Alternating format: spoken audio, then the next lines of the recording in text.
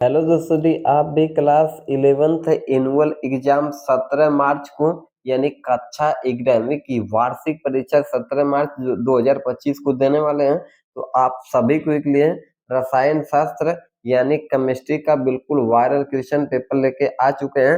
आपका 100% क्वेश्चन यहीं से देखने को मिलेंगे।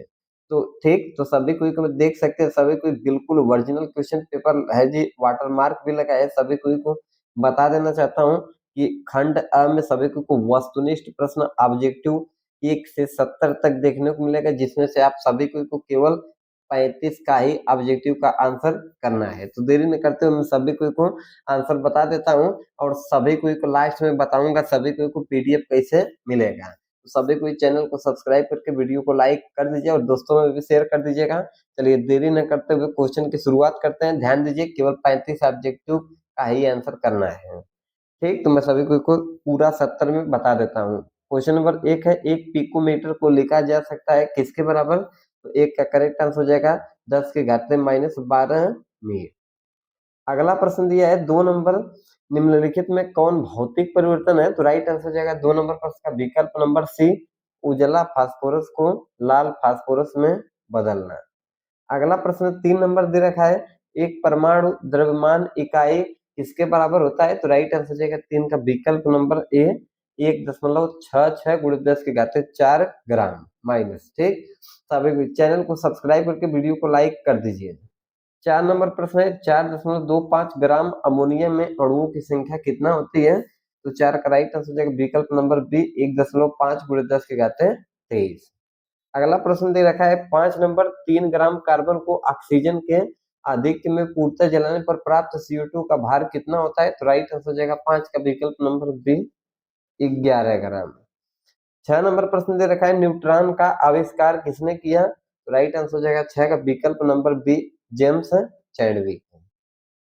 7 नंबर प्रश्न है जी, नाभिक बाह्य परमाणु क्षेत्र में क्या रहता है? तो राइट आंसर हो जाएगा 7 का ए, इलेक्ट्रॉन, प्रोटॉन और न्यूट्रॉन। अगला प्रश्न है 8 नंबर, निम्नलिखित में किसके द्वारा पॉजिट्रॉन को व्यक्त किया जाता है? तो राइट आंसर हो जाएगा 8 का विकल्प नंबर बी। अगला प्रश्न दिया है 9 नंबर, किसी भी परमाणु में 2 इलेक्ट्रॉनों की चारों क्वांटम संख्या सदृश नहीं हो सकती, यह कथन किसका है? 9 का राइट आंसर हो जाएगा डी, पाउली के अपवर्जन सिद्धांत का।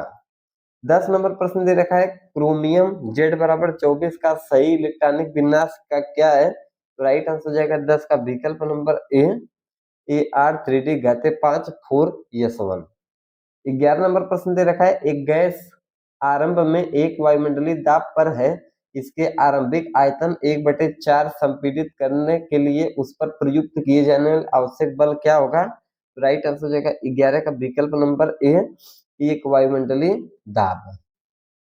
12 नंबर प्रश्न है, गैस स्थिरांक R का SI में इकाई क्या होता है? तो राइट आंसर हो जाएगा 12 का विकल्प नंबर बी, 8.31 जूल की घाते -1 मोल माइनस इनवर्स।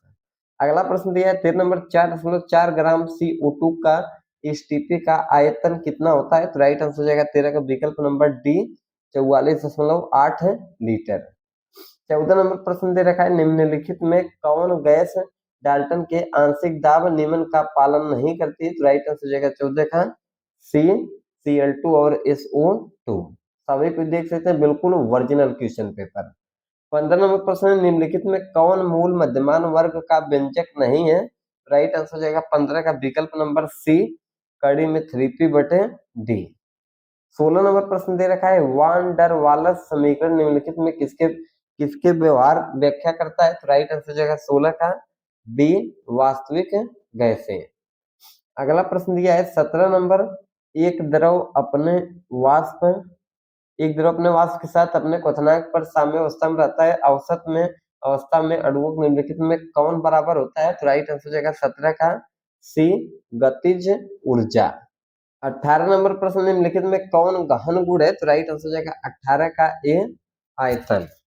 अगला प्रश्न 19 नंबर दे रखा है जी, अभिक्रिया दे रखा है के लिए निम्नलिखित में कौन सही है? तो राइट आंसर हो जाएगा 19 का बी। ठीक, एक एक क्वेश्चन को याद कर लीजिए, अभिक्रिया है। 20 है, किसी यौगिक की एंथैल्पी बराबर किसकी होती है? तो राइट आंसर हो जाएगा 20 का सी, अवक्रिया की ऊष्मा के।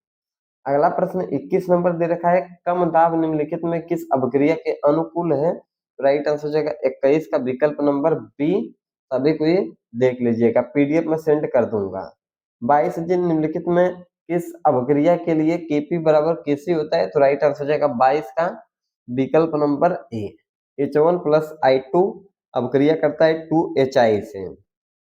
23 है, यदि अवक्रिया 2AB अवक्रिया करता है जी साम्य स्थिरांक A2 प्लस B2 के लिए साम्य स्थिरांक का मान 49 है, तो अवक्रिया किसके साम्य स्थिरांक के बराबर होगा? तो राइट आंसर हो जाएगा 23 का सी।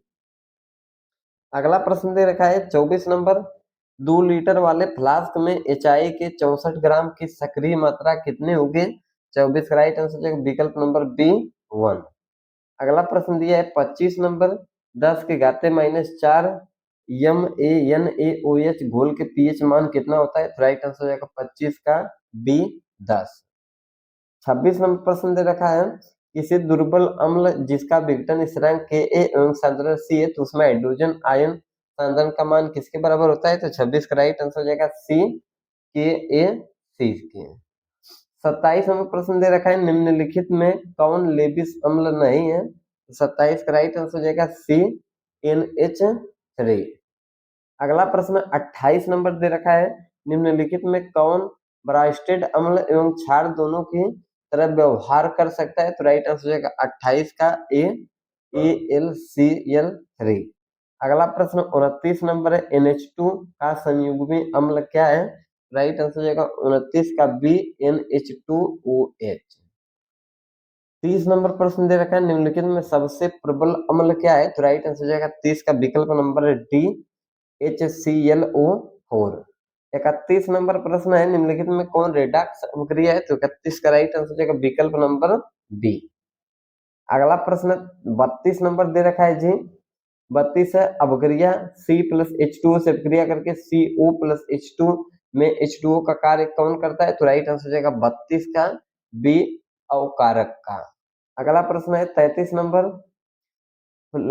पर क्लोरिक अम्ल में क्लोरीन की ऑक्सीकरण अवस्था कितनी होती है? तो राइट आंसर हो जाएगा 33 का A-1। 34 नंबर प्रश्न है, K2Cr2O7 में Cr की ऑक्सीकरण अवस्था क्या है? तो 34 का राइट आंसर हो जाएगा विकल्प नंबर C+2। अगला प्रश्न दिया है 35 नंबर जी, निम्नलिखित में कौन ऑक्सीकारक एवं अवकारक दोनों का कार्य करता है? तो राइट आंसर हो जाएगा 35 का विकल्प नंबर BSO3। अगला प्रश्न दे रखा है 36 नंबर, अष्टक का नियम किसने दिया? राइट आंसर हो जाएगा 36 का ए डाबरेनर ने। 37 नंबर प्रश्न है, मेंडलीव का आवर्त नियम निम्नलिखित में किस पर आधारित है? तो 37 का करेक्ट आंसर बी हो जाएगा परमाणु भार पर।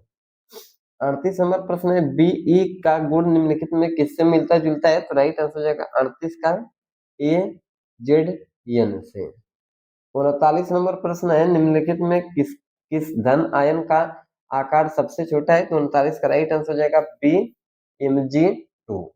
अगला प्रश्न 40 नंबर है, निम्नलिखित में कौन एक आवर्त के सदस्य है? तो राइट आंसर हो जाएगा 40 का डी FCl, Br।